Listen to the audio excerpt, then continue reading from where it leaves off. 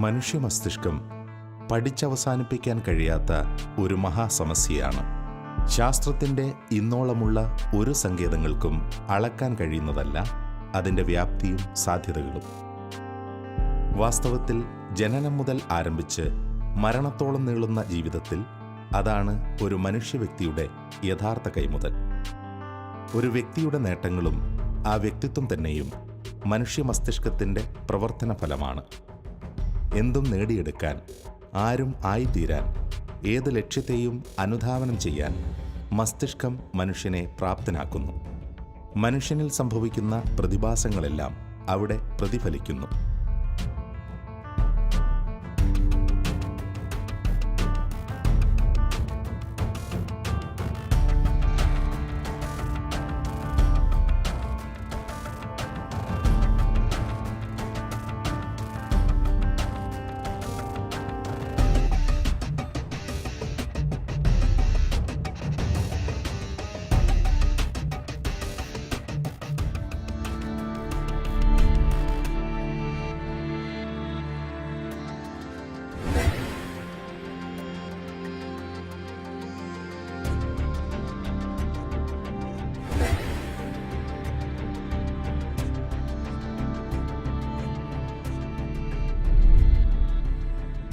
എക്കാലത്തെയും മനുഷ്യരെ ഏറ്റവുമധികം അലട്ടിയിട്ടുള്ള ഒന്നാണ് രോഗങ്ങൾ.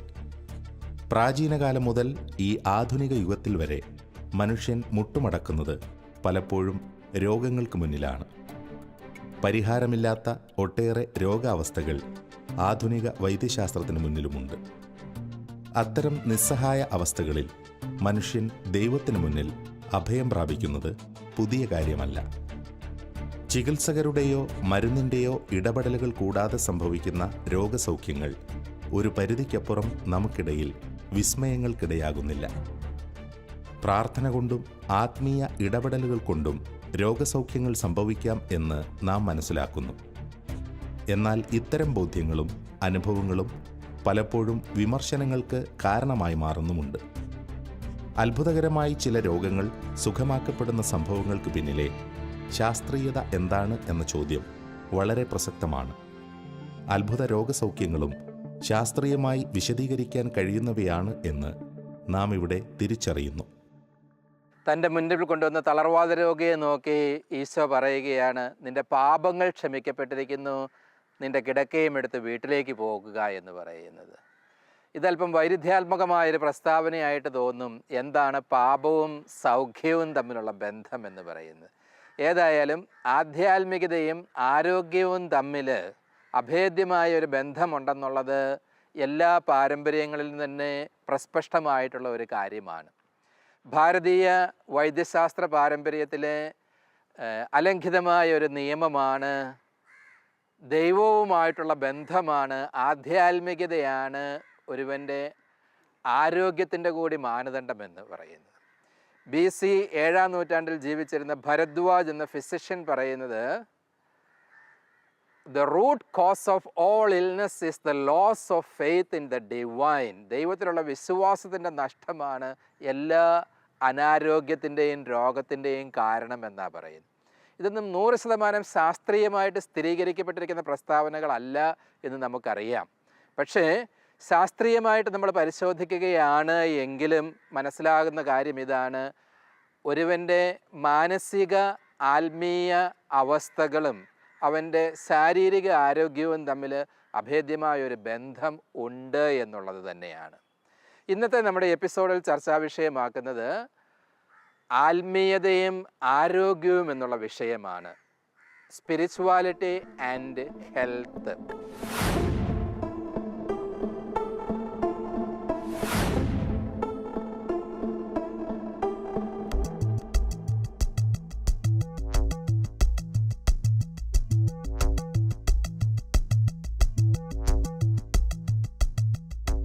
ആരോഗ്യമെന്നാൽ ശാരീരികവും മാനസികവും സാമൂഹികവുമായ സുസ്ഥിതിയാണ്.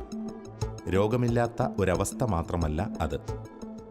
ഒരു വ്യക്തിയുടെ സമഗ്രമായ സുസ്ഥിതിയുടെ അടിസ്ഥാനങ്ങൾ എന്തൊക്കെയാണ് എന്ന ചോദ്യം ഇവിടെ പ്രധാനമാണ്.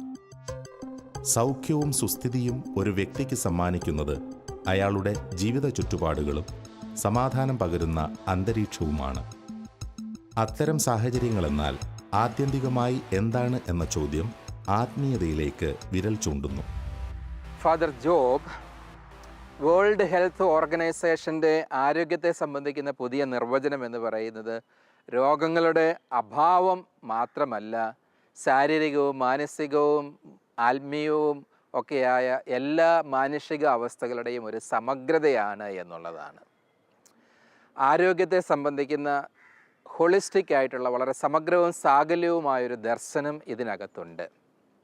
എപ്രകാരമാണ് ഇന്നത്തെ ശാസ്ത്ര നിഗമനങ്ങളുടെയൊക്കെ വെളിച്ചത്തിൽ ഇപ്രകാരം ഒരു നിർവചനം സാധൂകരിക്കപ്പെടുന്നത് എന്നുള്ളതൊന്ന് വിശദീകരിക്കാമോ? ആദ്യമായിട്ട് 1948 WHO, UN-ൻ്റെ WHO ഒരു പ്രഖ്യാപനം ചെയ്തു ആരോഗ്യത്തിൻ്റെ നിർവചനത്തെപ്പറ്റി. അൺഎക്സ്പെക്റ്റഡ് ആയിട്ടുള്ള ഒരു പ്രഖ്യാപനമായിരുന്നു, അപ്രതീക്ഷിതമായിട്ടുള്ള ഒരു പ്രഖ്യാപനമായിരുന്നു അത്. ആരോഗ്യമെന്ന് പറയുന്നത് അസുഖത്തിൻ്റെ അഭാവം മാത്രമല്ല, അതിലുപരിയായി ആരോഗ്യമെന്ന് പറയുന്നത് ഒരു സ്റ്റേറ്റാണ്. It's a state of physical, mental and social wellbeing. അതായത് ആരോഗ്യം നമുക്കുണ്ടെന്ന് പറയുകയാണെങ്കിൽ അസുഖമില്ലെന്ന് മാത്രം പറഞ്ഞുകൊണ്ടായില്ല, അത് നെഗറ്റീവായിട്ടുള്ളൊരു ചിന്താഗതിയാണ്. അത് മാത്രം പോരാ, അതിലും പ്രധാനമായിട്ട് വേണ്ടത് നമുക്ക് ഫിസിക്കൽ, അതായത് ശാരീരികമായിട്ടും അതുപോലെ തന്നെ മെൻ്റൽ എന്ന് പറയുമ്പോൾ അത് വളരെ വളരെ ജനറൽ ആയിട്ടുള്ളൊരു ഐഡിയ ആണ്. മെൻ്റൽ എന്ന് പറയുമ്പോൾ അതിൽ സ്പിരിച്വലും ഉൾപ്പെടുത്താം. അതുപോലെ തന്നെ സോഷ്യൽ എന്ന് പറയുമ്പോഴത്തേക്കും നമ്മുടെ റിലേഷൻഷിപ്പ് ഉണ്ടല്ലോ, മറ്റുള്ളവരുമായിട്ട് റിലേഷൻഷിപ്പ്, പിന്നെ നേച്ചറുമായിട്ടുള്ള റിലേഷൻഷിപ്പ്, ഇതെല്ലാം കൂടെ കൂടി ഇതെല്ലാം കൂടെ കൂടി ഒരു ഹാർമണൈസ്ഡ് റിലേഷൻഷിപ്പ് വരണം. അതായത് ഒരു പൊരുത്തവും ഒരു ഒത്തൊരുമയും ഒരു യോജിപ്പും ഉണ്ടാകണം. ഇങ്ങനെ വന്നു കഴിഞ്ഞ ആ അവസ്ഥയാണ് ആരോഗ്യമെന്ന് പറയുന്നത്. അതായത് ഒരു ഹോളിസ്റ്റിക് അണ്ടർസ്റ്റാൻഡിംഗ് ആണ് ആരോഗ്യത്തിനുള്ളത്. ഈ ഞാൻ പറഞ്ഞതുപോലെ ഈ നിർവചനം ഒരു അപ്രതീക്ഷിതമായിരുന്നു. അതുകൊണ്ട് പലരും ഇതിനെ സപ്പോർട്ട് ചെയ്തു, ചിലർ സപ്പോർട്ട് ചെയ്തില്ല. പക്ഷേ എന്നിരുന്നാലും 1980 WHO വീണ്ടും ഇത് കുറച്ചുകൂടി ശക്തമായിട്ട് ആവർത്തിക്കുകയാണ് ചെയ്തത്, തിരിച്ചെടുക്കുകയല്ല ചെയ്തത്. മനുഷ്യൻ എന്ന് പറയുന്ന പ്രതിഭാസം ആത്മാവും ശരീരവുമുള്ള ഒരു പ്രതിഭാസമാണ്, ഒരു വിസ്മയമാണ്. അതുകൊണ്ടാണ് അത് ഗ്രീക്ക് പാരമ്പര്യത്തിൻ്റെ തത്വചിന്തയുടെ വലിയൊരു ഉൾക്കാഴ്ചയാണ്. ആത്മാവിൻ്റെയും ശരീരത്തിൻ്റെയും സമന്വയമാണ് മനുഷ്യൻ എന്നുള്ള പ്രതിഭാസം. അത് ഭാരതീയ പാരമ്പര്യം അല്പം കൂടെ വിശാലമായ അർത്ഥത്തിൽ ഇതിനെ കണ്ടിട്ടുണ്ട്. ഭാരതീയ പാരമ്പര്യങ്ങളിലെ മുഖ്യ ആരോഗ്യശാസ്ത്രമായ ആയുർവേദ, 5000-6000 വർഷം പഴക്കമുള്ള ഈ ആരോഗ്യശാസ്ത്രം പറയുന്നത്, ആരോഗ്യത്തെ നിർവചിച്ചിരിക്കുന്നത് തന്നെ ഹാർമണി എന്നുള്ള പദം കൊണ്ടാണ്. മനുഷ്യൻ മാനസികമായിട്ട് എപ്രകാരം അതീന്ദ്രിയ സത്യങ്ങളുമായിട്ട് ബന്ധപ്പെട്ടിരിക്കുന്നുവോ, തന്നോട് തന്നെ അനുരഞ്ജനപ്പെട്ടിരിക്കുന്നുവോ, ഈ പ്രപഞ്ചത്തിലെ സമസ്ത ജീവജാലങ്ങളുമായിട്ട് സമരസപ്പെട്ടിരിക്കുന്നുവോ, ആ അവസ്ഥയാണ് ഉദാത്തമായ ആരോഗ്യമെന്ന് പറയുന്നത്. എവിടെയെങ്കിലും ഈ സമന്വയത്തിന്, ഹാർമണിക്ക്, താളത്തിന് ഭംഗം സംഭവിക്കുന്നുവോ അവിടെ അനാരോഗ്യം ഉണ്ടാകുന്നു എന്നുള്ളതാണ് ആയുർവേദത്തിലെ ആരോഗ്യ ദർശനം. അപ്പോൾ വളരെ വിശ്വവിശാലമായൊരു ആരോഗ്യ ദർശനമാണ് ലോകത്തിൻ്റെ വിവിധ മേഖലകളിൽ നിന്ന്, വിവിധ പാരമ്പര്യങ്ങളിൽ നിന്ന് സൈദ്ധാന്തികമായിട്ട് നമുക്ക് ലഭിച്ചുകൊണ്ടിരിക്കുന്നത് ആരോഗ്യത്തെക്കുറിച്ച്. ഈ ആരോഗ്യത്തെക്കുറിച്ചുള്ള ഈ പരമ്പരാഗത കാഴ്ചപ്പാട് തന്നെയാണ് ഒന്നും കൂടി ശാസ്ത്രീയ നിഗമനങ്ങളുടെ വെളിച്ചത്തിൽ വേൾഡ് ഹെൽത്ത് ഓർഗനൈസേഷൻ ഇന്ന് സ്ഥിരീകരിച്ചിരിക്കുന്നത് എന്ന് വേണമെങ്കിൽ ചിന്തിക്കാവുന്നതാണ്. മനുഷ്യൻ്റെ സമഗ്രമായ ആരോഗ്യം നിലനിർത്തുന്നതിൽ ആത്മീയതയ്ക്കും ദൈവവിശ്വാസത്തിനും വലിയ പങ്കുണ്ട്. തൻ്റെ സൃഷ്ടാവിനോടും സഹസൃഷ്ടികളോടും സ്നേഹവും ഐക്യവും നിലനിർത്തുക വളരെ പ്രധാനമാണ്. ഇത്തരത്തിൽ ചിന്തിച്ചാൽ മനുഷ്യനെ അനാരോഗ്യാവസ്ഥയിലേക്ക് നയിക്കുന്ന ഘടകങ്ങൾ പലതുണ്ട്. നഷ്ടപ്പെട്ടു പോകുന്ന ബന്ധങ്ങൾ ഒരാളെ രോഗിയാക്കി തീർത്തേക്കാം. മാത്രവുമല്ല, ആത്മീയത അഥവാ ദൈവവിശ്വാസത്തിൻ്റെ വ്യക്തിത്വത്തിലുള്ള ഇടപെടൽ വളരെ നിർണായകമാണ്. ആ വ്യക്തിയുടെ സുസ്ഥിതി നിലനിർത്തുന്നതിൽ ആത്മീയതയ്ക്കുള്ള പങ്ക് വലുതാണ്. സ്പിരിച്വാലിറ്റി നിർവചനം ഓർത്ത് നോക്കുക. സ്പിരിച്വാലിറ്റി നിർവചിക്കാൻ വളരെ പ്രയാസമുള്ള ഒരു സംഗതിയാണ്. സ്പിരിച്വാലിറ്റിയുടെ ഒരു പ്രധാന ഘടകം ഇതാണ് harmony between the individual and the divine എന്ന് പറയുമ്പം ഗോഡ്. പിന്നെ അതുപോലെ തന്നെ harmony with other human beings, അവർ ബ്രദേഴ്സ് ആൻഡ് സിസ്റ്റേഴ്സ്, അതുപോലെ തന്നെ നേച്ചർ. അതുപോലെ വേറൊരു കാര്യം അതിനെപ്പറ്റി പറയാനുള്ളത് ഇതാണ്, ഒരു മീനിങ് സീക്കിങ്. സ്പിരിച്വാലിറ്റി എന്ന് പറയുമ്പം നമ്മുടെ ജീവിതത്തിന് എന്താണ് അർത്ഥം, ജീവിതത്തിന് എന്താണ് ലക്ഷ്യം, ഇതിനെപ്പറ്റിയുള്ള ഒരു സെർച്ചും കൂടി ഉണ്ട്. ഇങ്ങനെ ഇതെല്ലാം കൂടെ കൂടിയാണ് നമ്മൾ സ്പിരിച്വാലിറ്റി എന്ന് പറയുന്നത്. അപ്പോൾ അങ്ങനെ നമ്മൾ നിർവചനം വെച്ച് നോക്കുകയാണെങ്കിൽ നമുക്ക് മനസ്സിലാകും ഈ ആരോഗ്യവും സ്പിരിച്വാലിറ്റിയും തമ്മിൽ വളരെ ക്ലോസ് റിലേഷൻഷിപ്പ് ഉണ്ടെന്നാണ്.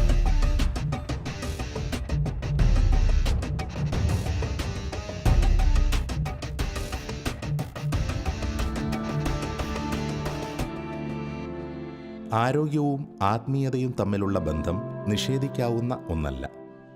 അനവധി ശാസ്ത്രീയ പഠനങ്ങൾ അത് സ്ഥിരീകരിക്കുന്നു. സമാനമായ മറ്റൊരു മേഖലയാണ് രോഗശമനങ്ങളുടേത്.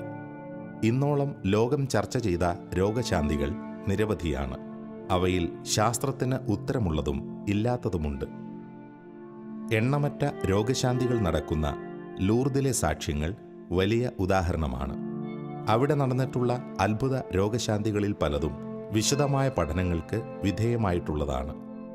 എന്നാൽ അവിശ്വാസികളും അന്യമത വിശ്വാസികളും പോലും അമ്പരന്ന സംഭവങ്ങളും അനവധി അവിടെ റിപ്പോർട്ട് ചെയ്യപ്പെട്ടിട്ടുണ്ട്.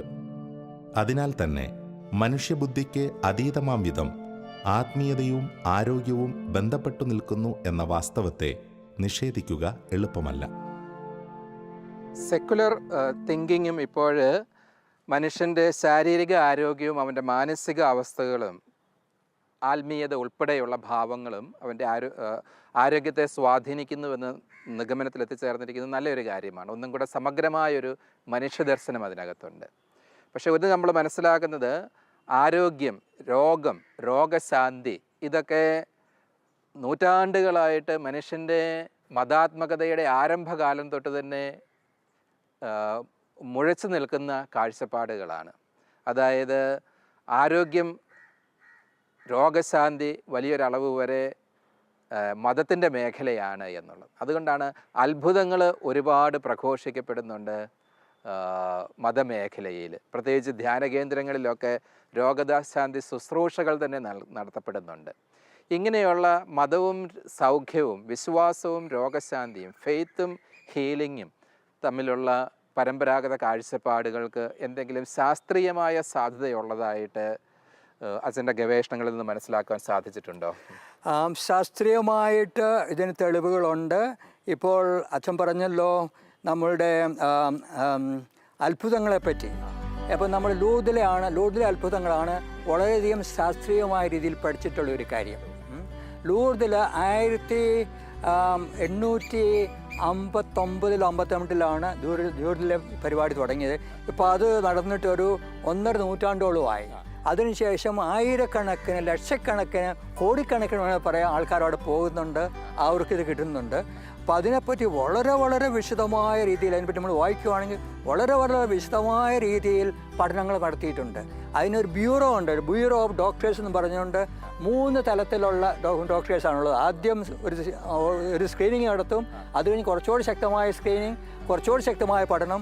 ആ ബ്യൂറോയിൽ ഹിന്ദുക്കളുണ്ട്, മുസ്ലിംസ് ഉണ്ട്, കത്തോലിക്കരുണ്ട്, അതുപോലെ തന്നെ അതിൽ വിശ്വാസികളുണ്ട്, അവിശ്വാസികളുണ്ട്, നിരീശ്വരവാദികളുണ്ട്, എല്ലാം ഉണ്ട്.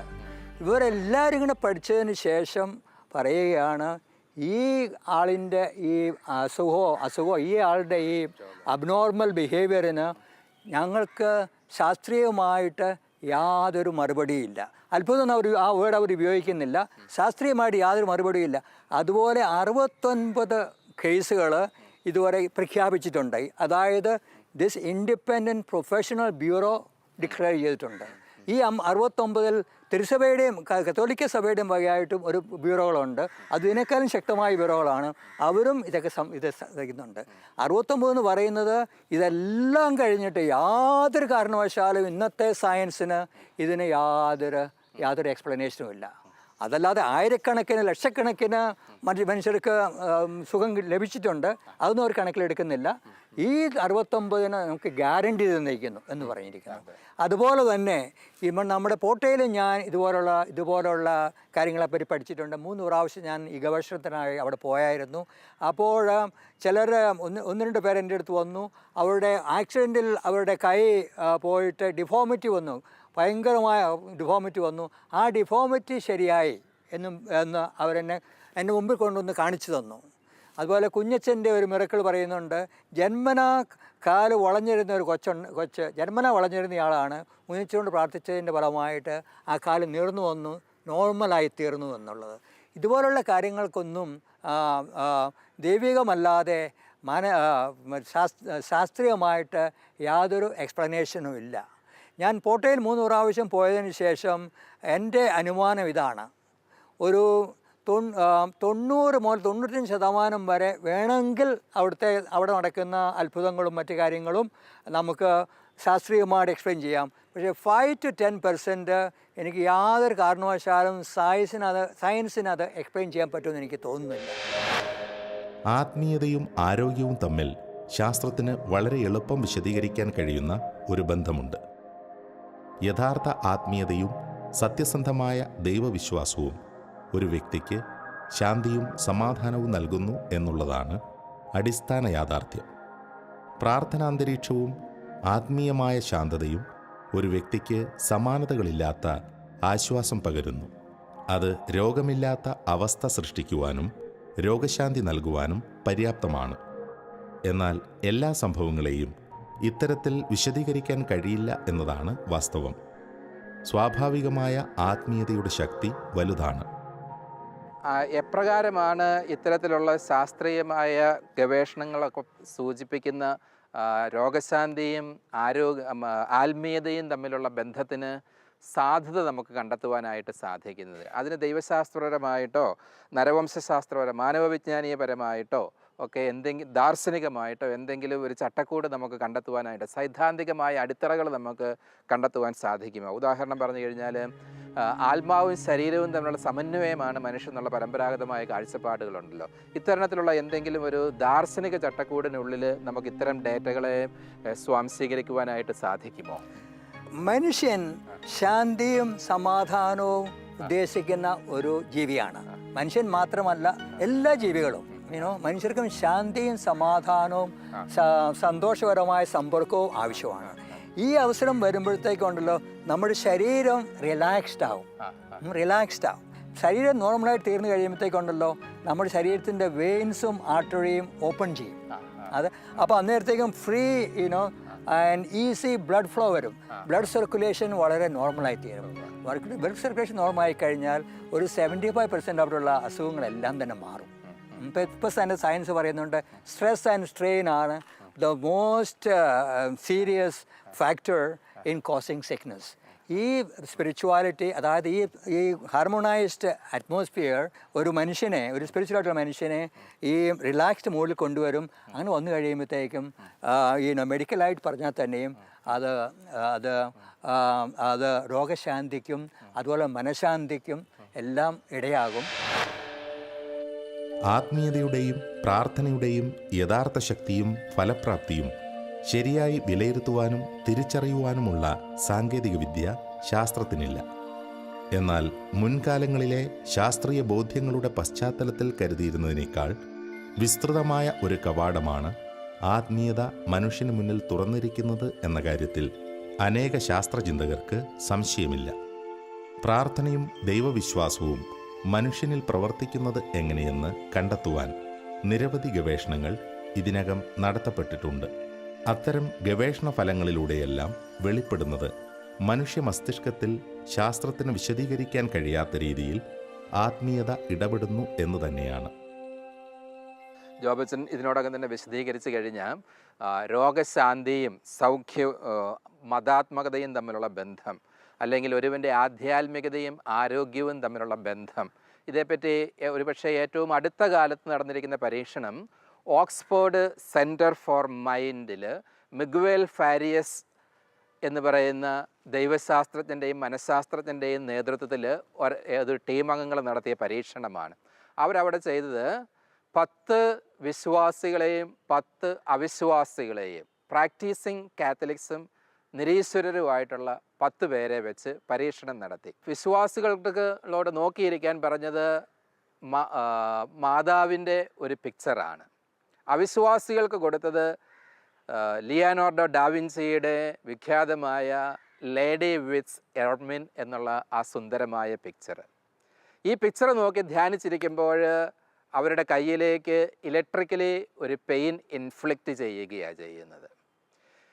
അതോടൊപ്പം തന്നെ FMRI സ്കാന് റിപ്പോർട്ട് ചെയ്യുന്നുണ്ട് എത്രമാത്രം ഇവരുടെ ബ്രെയിൻ ഈ വേദനയെ സംവേദിക്കുന്നുണ്ട് എന്നുള്ള കാര്യം.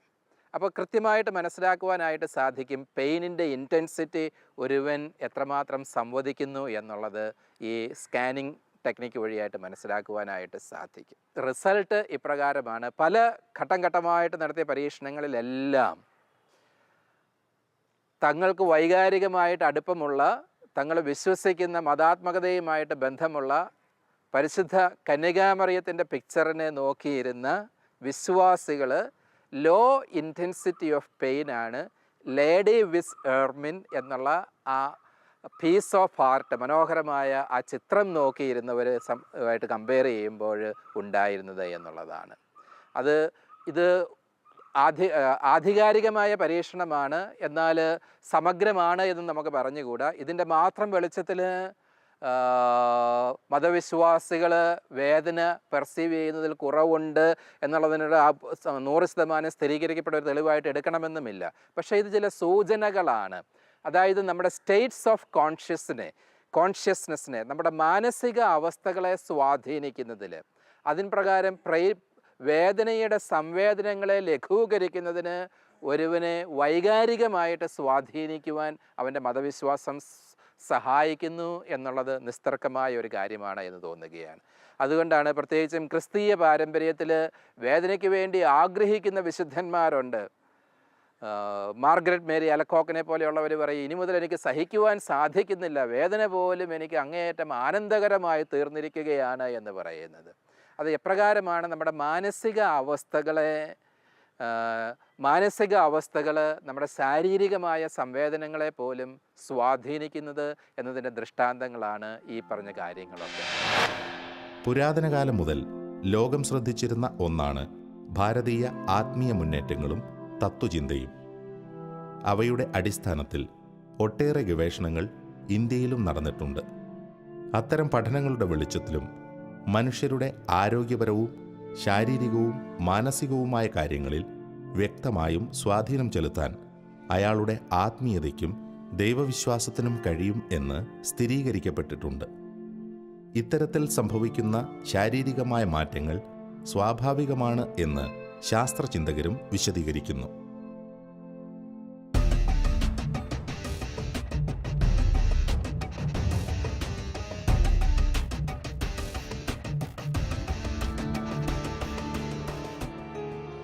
ആത്മീയമായ ചില നേട്ടങ്ങൾ സ്വന്തമാക്കാൻ കഴിഞ്ഞിട്ടുള്ള വ്യക്തികളിൽ ശാരീരികമായി തന്നെ വെളിപ്പെടുന്ന സവിശേഷതകൾ പലതാണ്. തപസ്സുകൊണ്ടും ധ്യാനം കൊണ്ടും ശരീരത്തെയും മനസ്സിനെയും ശാരീരിക അവസ്ഥകളെയും നിയന്ത്രിക്കാൻ കഴിയുമെന്ന് തെളിയിക്കപ്പെട്ടിട്ടുണ്ട്. ശാസ്ത്രത്തിന് വ്യക്തമായ വിശദീകരണങ്ങളുള്ളവയാണ് ഇത്തരം അനുഭവങ്ങൾ. എന്നാൽ ദീർഘകാലത്തെ ആത്മീയ പരിശീലനങ്ങളോ ആത്മീയതയും വിശ്വാസവും അതിൻ്റെ പൂർണ്ണമായ അർത്ഥത്തിൽ ഉൾക്കൊള്ളുവാനുള്ള പ്രായമോ ഇല്ലാത്തവരിൽ സംഭവിക്കുന്ന മാറ്റങ്ങൾ വ്യത്യസ്തവും വിശദീകരിക്കാൻ എളുപ്പമല്ലാത്തതുമാണ്. 1961 പർഗേമൺഷ് എന്ന് പറയുന്ന പാശ്ചാത്യ ശാസ്ത്രജ്ഞൻ ഇന്ത്യയിൽ വന്ന് ഇതുപോലെ ഒരു പരീക്ഷണം നടത്തിയിരുന്നു. അതായത് യോഗികളെ വെച്ചുകൊണ്ട് യോഗയിൽ വളരെ സ്കിൽഫുള്ളായിട്ടുള്ള ആളുകളെ വെച്ചുകൊണ്ട് നടത്തിയൊരു പരീക്ഷണമാണ്. രസകരമായിട്ട് തോന്നും. അവരോട് തണുത്ത വെള്ളത്തിൽ 5 ഡിഗ്രി സെൽഷ്യസ് മാത്രം തണുപ്പുള്ള വെള്ളത്തിൽ കൈവച്ചുകൊണ്ടിരിക്കാൻ പറഞ്ഞു. അതോടൊപ്പം തന്നെ വേറൊരു ഗ്രൂപ്പ് അങ്ങനെ യോഗ അനുഭവമൊന്നും ഇല്ലാത്തവർ, അവരോടും വെള്ളത്തിൽ കൈവച്ചുകൊണ്ടിരിക്കാൻ പറഞ്ഞു. ഇവർക്ക് ഏതാണ്ട് 15 മിനിറ്റ് സമയം അധികം കൈവെക്കാൻ സാധിച്ചു എന്നുള്ളതാണ് ഈ യോഗിക് എക്സ്പീരിയൻസ് ഉണ്ടായിരുന്ന മനുഷ്യരെ സംബന്ധിച്ച്. അവർ 40 മുതൽ 55 മിനിറ്റ് വരെ സമയം ഈ തണുത്ത വെള്ളത്തിൽ കൈവച്ചിരിക്കാൻ സാധിച്ചു എന്നുള്ളതാണ്. ഇത് നമ്മുടെ മാനസിക അവസ്ഥയെ സ്വാധീനിക്കുന്നുണ്ട് എന്നുള്ളതാണ് നമ്മുടെ യോഗിക് സ്പിരിച്വൽ എക്സർസൈസുകൾ മുതലായ. അദ്ദേഹം തന്നെ 1980 ഇതേ പരീക്ഷണം 2 ഡിഗ്രി സെൽഷ്യസ് മാത്രം തണുപ്പുള്ള വെള്ളത്തിൽ വീണ്ടും റിപ്പീറ്റ് ചെയ്യുകയുണ്ടായി. അവിടെ പരീക്ഷണത്തിൽ പങ്കെടുത്തവരോട് അവർ 2 ആഴ്ചക്കാലം ഒരുക്കി നിങ്ങൾ ഡിവൈൻ ആട്രിബ്യൂട്ട്സ്, ദൈവം കമ്പാഷനേറ്റ് ആണ്, ദൈവം സ്നേഹമാണ് തുടങ്ങിയ കാര്യങ്ങളെപ്പറ്റി ധ്യാനിക്കണം. അങ്ങനെ ഒരു ധ്യാന വിഷയം അവർക്ക് കൊടുത്തു. ആ 2 ആഴ്ചത്തെ ധ്യാനത്തിന് ശേഷം അവരോട് ഈ പരീക്ഷണത്തിന് വിധേയരാകാൻ ആവശ്യപ്പെട്ടു. ഈ 2 ഡിഗ്രി സെൽഷ്യസിൽ 1.5 മുതൽ 2 മിനിറ്റ് വരെ സമയം ഇവർക്ക് കൈവച്ചുകൊണ്ടിരിക്കാൻ സാധിച്ചു എന്നുള്ളതാണ്. സാധാരണ മനുഷ്യർക്ക് സാധിക്കുന്ന ഒരു കാര്യമല്ല. ഇതിനെ അത്ഭുതമെന്നോ രോഗശാന്തിയാണോ എന്നുള്ള അവകാശവാദങ്ങൾ നമ്മൾ ഉന്നയിക്കുന്നില്ല. പക്ഷേ ഒരു കാര്യം നിസ്തർക്കമാണ് എന്ന് തോന്നുന്നു. അതായത് മനുഷ്യൻ്റെ മാനസിക അവസ്ഥകളെ സ്വാധീനിക്കാൻ ആത്മീയതയ്ക്ക് ശക്തമായ ഒരു സ്ഥാനമുണ്ട്. ഈ മാനസിക അവസ്ഥകൾ അവൻ്റെ ആരോഗ്യത്തെ നിശ്ചയമായി നിർവചിക്കുകയും ചെയ്യുന്നു.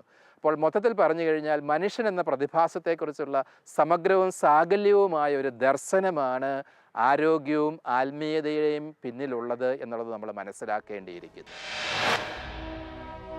ശാസ്ത്രത്തിന് വിശദീകരിക്കാൻ കഴിയുന്നതും കഴിയാത്തതുമായ 2 മേഖലകൾ ആത്മീയതയും ആരോഗ്യവും തമ്മിലുള്ള ബന്ധത്തെക്കുറിച്ചുള്ള ചർച്ചകളിൽ പ്രകടമാണ്. ആത്മീയമായി ഉയർന്നു ചിന്തിക്കുന്ന, ദൈവവിശ്വാസത്തിൽ ആഴമുള്ള വ്യക്തികളുടെ ശാരീരികവും മാനസികവുമായ അവസ്ഥകളെ അവരുടെ ദൈവവിശ്വാസവും പ്രാർത്ഥനയും സ്വാധീനിക്കുമെന്ന് ഗവേഷണങ്ങളും പഠനങ്ങളും വെളിപ്പെടുത്തുന്നു. എന്നാൽ അത്ഭുതകരമായി സംഭവിക്കുന്ന രോഗശാന്തികൾ ശാസ്ത്രത്തിന് വിശദീകരിക്കാൻ കഴിയാത്തവയായി തുടരുന്നു. മനുഷ്യ മസ്തിഷ്കത്തെക്കുറിച്ചുള്ള കൂടുതൽ ആഴമുള്ള പഠനങ്ങൾ ഭാവിയിൽ അവയ്ക്കുള്ള വിശദീകരണങ്ങൾ നമുക്ക് നൽകുമെന്ന് പ്രതീക്ഷിക്കാം. ലൈറ്റ് ഓഫ് ട്രൂത്ത് എന്ന ഈ ശാസ്ത്ര മതസംവാദ പരമ്പരയുടെ കഴിഞ്ഞ എപ്പിസോഡുകൾ യൂട്യൂബിൽ ലഭ്യമാണ്. ഈ ഡോക്യുമെൻ്ററി പരമ്പരയെക്കുറിച്ചുള്ള നിങ്ങളുടെ വിലയേറിയ അഭിപ്രായങ്ങളും നിർദ്ദേശങ്ങളും വാട്സപ്പ് വഴി ഞങ്ങളെ അറിയിക്കാവുന്നതാണ്. WhatsApp number 9745901960.